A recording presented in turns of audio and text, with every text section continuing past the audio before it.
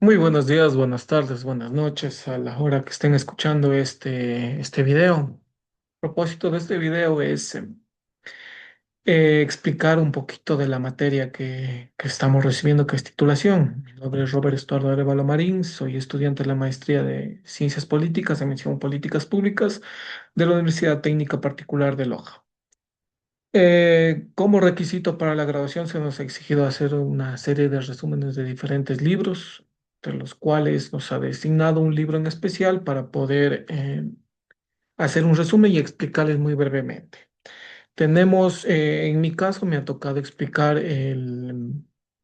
cómo estudiar ciencia política en tres lecciones de Dieter y principalmente me voy a enfocar en las lecciones de las 7 a la 13.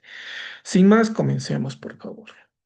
En la lección 7 tenemos que es el sistema de gobierno, específicamente el presidencialismo. Dentro de este sistema se caracteriza por elegir a un determinado grupo o un líder político para que gobierne por un determinado periodo de tiempo. Este líder es elegido mediante voto popular democráticamente por un determinado tiempo y este no puede ser destituido salvo ciertas consideraciones como pueden ser malversaciones de fondos, prácticas de corrupción, así como lo fueron Jamil Maguad, Abdalá Bucaram y Lucio Gutiérrez. Este presidencialismo tiene pros y contras. Al converger o al aglutinar un gran número de poder en en el ejecutivo y también en el legislativo, puede generar una estabilidad política al tener mayoría. También esto le permite generar políticas públicas, leyes, normativas mucho más rápido. Y como ya mencioné, este líder es elegido mediante votación popular, mediante el apoyo de la mayoría. Un sistema democrático, las mayorías son las que mandan, las que dominan. Como contras tenemos que al aglutinar demasiado poder, tanto en el ejecutivo como en el legislativo, hay un mayor riesgo de prácticas de autoritarismo, perdón, también personalismos, también como ser, captar instituciones, atribuirse funciones que no son, ya que no existe una posición o un contrapeso que regule esto. También esto puede generar inestabilidad política cuando no tiene mayoría en la Asamblea o cuando no tiene mayoría en el Ejecutivo. Entonces, la Asamblea puede bloquear cualquier ley o política que éste emita.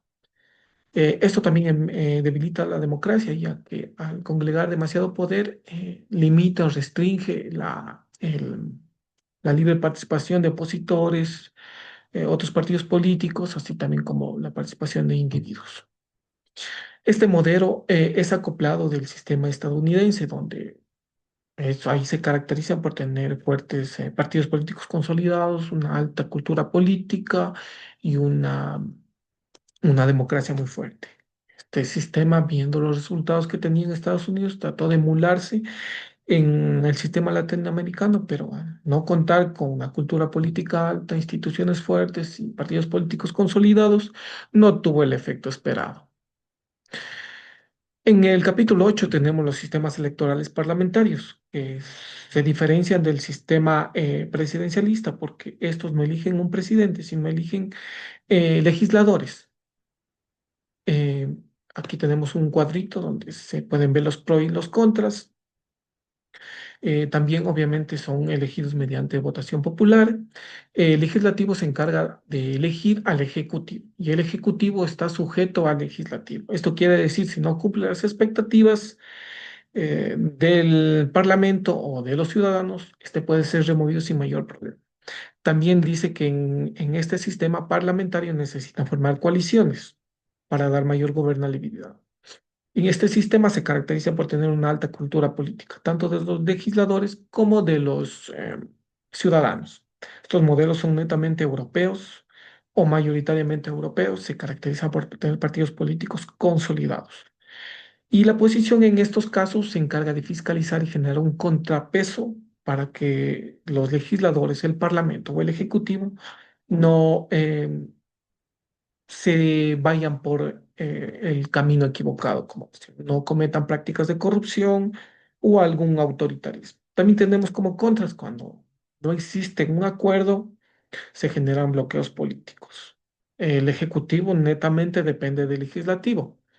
y también dependen de partidos políticos que al no llegar a un consenso se puede generar bloqueos políticos. Como capítulo 9 tenemos los sistemas de partidos políticos. ¿Qué es un partido político? Un partido político se entiende como el núcleo de la democracia. Sin partido político no hay democracia. Estos se encargan de llevar las necesidades del pueblo al gobierno.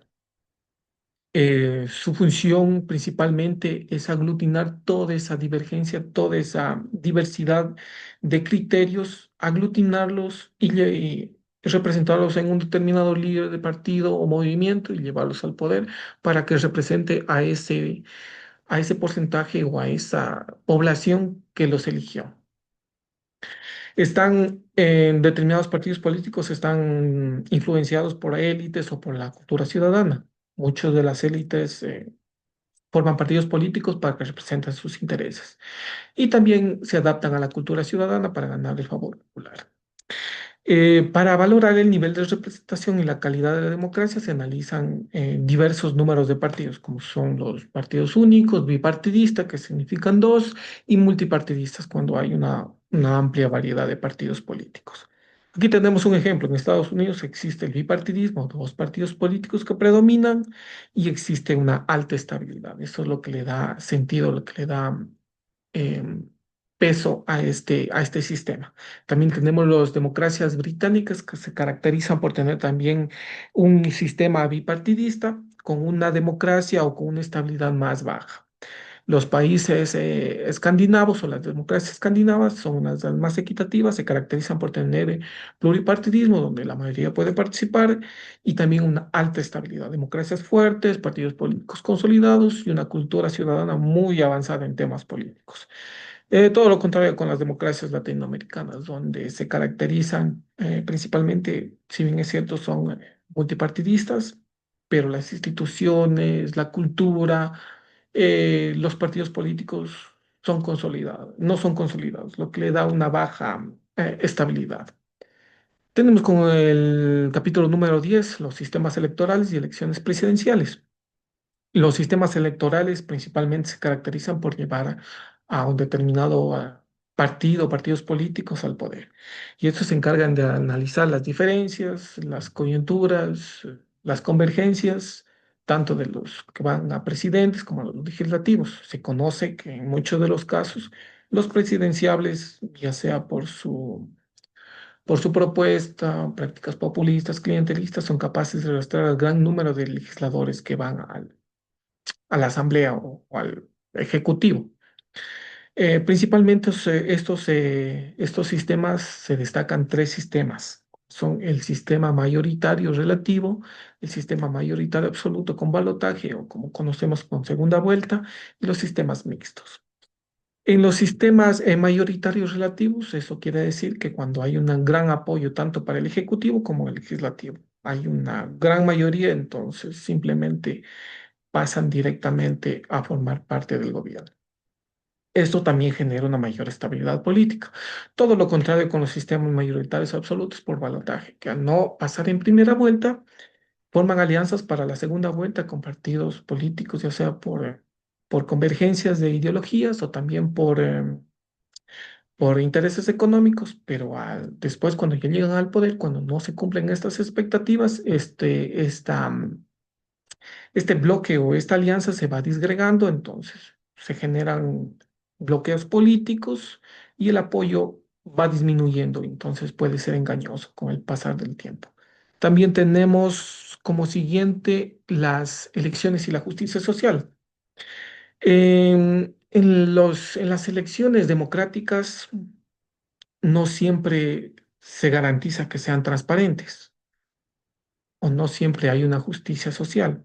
Muchos de los casos se pueden ver en Venezuela, Bolivia, Nicaragua, que pese a tener elecciones democráticamente, no existe una transparencia, como se puede ver en Venezuela, que se llevaron elecciones democráticas, pero no se da fe, no se muestran las actas, no hay una transparencia. Entre los factores que contribuyen a legitimar la democracia, para que exista una democracia plena, son elecciones transparentes que se permitan tanto a veedores nacionales, internacionales, opositores, ciudadanía en general, constatar la fidelidad de esas elecciones.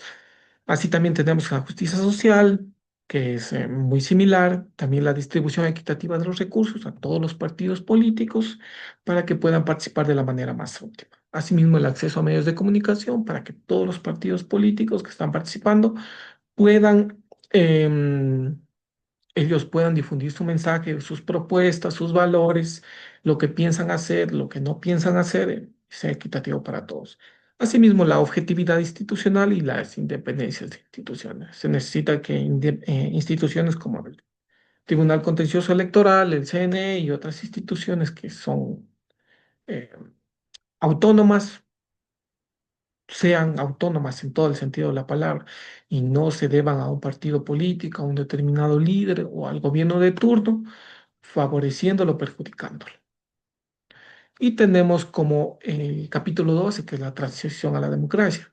En este capítulo se caracteriza, o bueno, menciona que la transición a la democracia significa pasar de un autoritarismo a un sistema democrático. En 1974 a 1998 se realizaron 78 transiciones. Con transiciones nos referimos principalmente a elecciones libres y una participación ciudadana pluricultural, o sea, todas las personas pueden participar mediante, sin embargo, esto no siempre se traduce en una democracia consolidada. Pese a haber elecciones, participación, no siempre existe una democracia consolidada. En esta breve imagen podemos ver que cómo se pasa de un régimen autoritario a una democracia consolidada. El régimen autoritario ya se caracteriza por prácticas autoritarias, manipulaciones, compra de votos, etcétera. Después existe una transición, que son las elecciones y la participación. Luego la consolidación, establecimiento de instituciones fuertes, partidos políticos consolidados y finalmente la democracia consolidada, que son pues la participación equitativa, justicia social, tanto partidos políticos, opositores, etcétera. Y finalmente tenemos la consolidación de la democracia. En Latinoamérica existe varios avances en tema de democracia y consolidación, pero este es un proceso que no termina. Hay que seguir reforzando, seguir afianzando y también tenemos que la consolidación de la democracia no solo significa que ésta persista en el tiempo, sino que hay que seguirla fortaleciendo con determinadas leyes, características para que ésta sea democracia, todo el sentido de la palabra, y se consolide, especialmente en Latinoamérica. El autor también resalta que existen factores que obstaculizan esta consolidación, como son los problemas económicos, desigualdades, instituciones frágiles y la desconfianza ciudadana. Aquí tenemos dos ejemplos claros que son en Latinoamérica, como son Uruguay y Chile, que son ejemplos de democracias.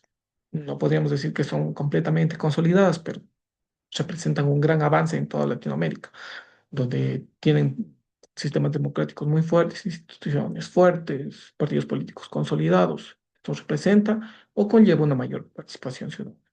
Todo lo contrario con Venezuela, Nicaragua y Bolivia, donde sus instituciones son cooptadas por los gobiernos de turnos, partidos políticos, determinados actores políticos, lo que limita la participación de las demás ciudadanía, partidos políticos, opositores. Esto es cuanto les puedo mencionar, estimados. Cualquier novedad, estoy atento y un gusto saludarles. Que tengan una muy buena noche.